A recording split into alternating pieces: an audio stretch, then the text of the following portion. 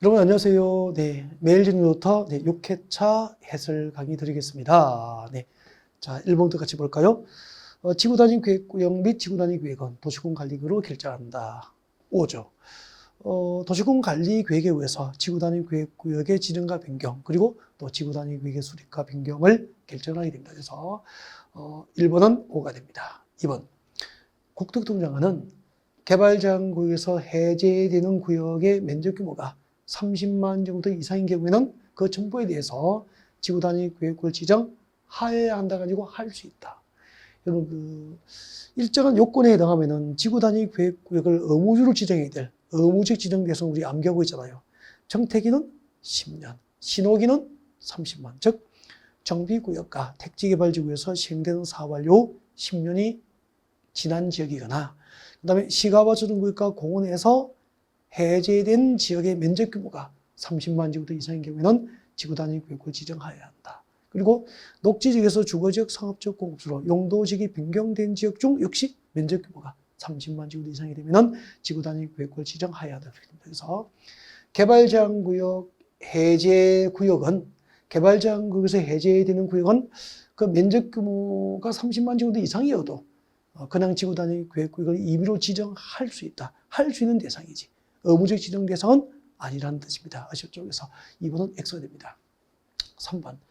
택지개발 촉진법상 택지개발지구에서 시행된 사업이 끝난 후 10년이 지난 지역은 정택기는 10년, 즉 의무적 지정 대상에 해당됩니다. 그래서 택지개발 촉진법상 택지개발지구에서 시행된 사업이 끝난 후 10년이 지난 지역은 지구단위 계획을 지정할 수 있다고 지정해야 한다. 그래서 3번 문제 1번, 2번, 3번과 관련해서 지구단위 계획구역의 의무적 지정 대상은 꼭 암기를 할 수 있도록 그렇게 합니다.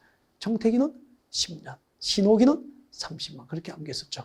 그 다음에 4번 폐지된 용도지구안에서 행위 제한, 즉 건축 제한을 폐지된 용도지구안에서의 행위 제한 등을 지구단위로 대체하려고 하는 지역은 그렇죠. 도시적 외의 지역에서 지구단위 계획구역 지정의 대상이 될 수 있죠. 그래서 5가 됩니다. 네.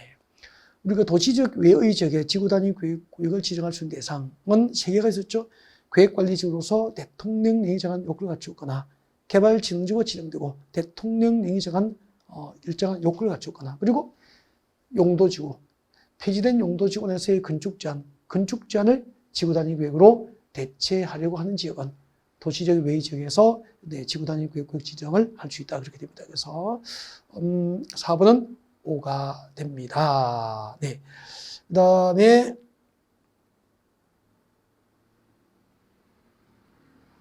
1번을 보십시오. 지구단위 계획구역과 지구단위 계획은 도시군 계획으로 결정한다. 이거 틀린 거잖아요.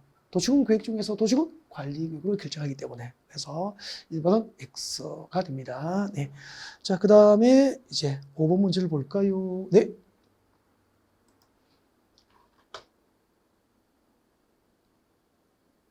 (5번) 자, 지구단위 계획에는 건축물의 용도 제한, 건폐율, 용적률, 건축물 높이의 최고 한도, 최저한도에 관한 사항 등을 포함할 수 있다가 아니고 포함해야 한다.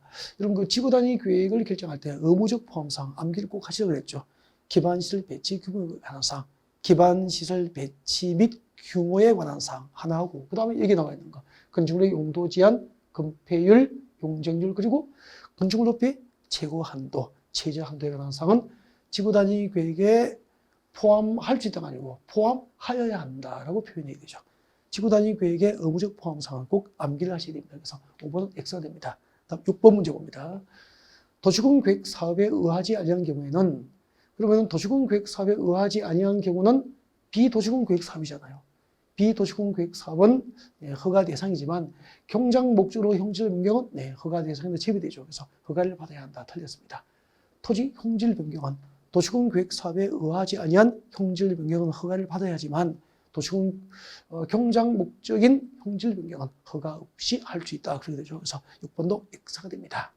7번 재복구를 위한 응급조치 목적인 개발행위는 허가 없이 할 수 있죠. 단 그 재복구나 재난수습에 필요한 응급조치 목적인 개발행위는 허가 없이 할 수 있지만 3개월 아니고 조치 후 1개월 내에 네, 허가권자에게 사후 신고를 요하게 됩니다. 3개월 이내 신고가 틀렸죠? 1개월 이내 신고 그렇게 바꾸게 됩니다.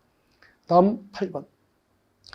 개발행 허가 신청서를 제출할 경우 기반시설 부담구역원에서는 기반시설 설치나 그에 필요한 용지확보 계획서를 제출하지 아니한다. 틀렸죠. 그 수업 시간에 제가 강조를 드렸죠. 자, 개발행 허가 신청서를 제출할 경우 기반시설 부담구역이 아니고 개발 밀도 관리구역이죠. 개발 밀도 관리구역 안에서 개발행 허가 신청서를 제출할 때는 네, 기반시설 설치나 용지확보 계획서를 제출하지 아니할 수 있게 됩니다. 그래서 8번도 X가 됩니다. 9번 보겠습니다. 주거지역, 상업지역, 자연녹지지역, 생산녹지지역에서 형질 변경 허가 규모는 10,000제곱미터 미만, 10,000제곱미터 미만이어야 한다. 그렇게 되죠. 맞게 됩니다. 여러분, 그 개발의 허가 규모는 농공간 3만이죠. 그래서 농림지역, 공업지역, 관리지역, 농림지역, 공업지역, 관리지역은 3만 제곱미터 미만이어야 형질 변경이 허가되고요. 본옥 자보, 즉 보전 녹지지역과 자보, 자연환경 보전지역은 형질 변경 허가 신청된 면적 규모가 5,000제곱미터 미만이어야 허가돼요. 자, 농림지역, 공업지역, 관리지역, 보전 녹지지역과 자연환경 보전지역을 제외한 이 나머지 용도지역은 1만 제곱미터 미만이어야 개발의 허가가 가능하게 됩니다. 그래서 9번은 5가 됩니다. 그 다음에 10번 보겠습니다. 자, 10번은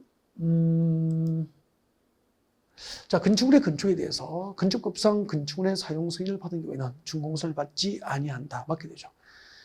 그럼 우리 준공무사 국토기업법상 개발행 허가 대상 중에서 건축물의 건축이나 토지 형질 변경, 소속 채지, 토지 분할은 물리적 공사 수반되기 때문에 사업 완료 후 준공사를 받아야 됩니다. 근데 물리적 공사 수반되지 않은 토지 분할이라든지 그죠? 물건을 쌓아놓는 행위라든지 이런 것은 물리적 공사가 수반되지 않기 때문에 준공사를 받지 않습니다. 그리고 건축물의 건축에 대해서 이미 건축법상 사용 승인을 받아버리면 이 사용 승인이 건축법상 준공무사이기 때문에 건축물의 건축에 대해서 건축법상 사용 승인을 받은 경우에는 입법, 즉 국토기업법상 준공무사를 받지 아니한다. 그렇게 해서 5 맞게 됩니다.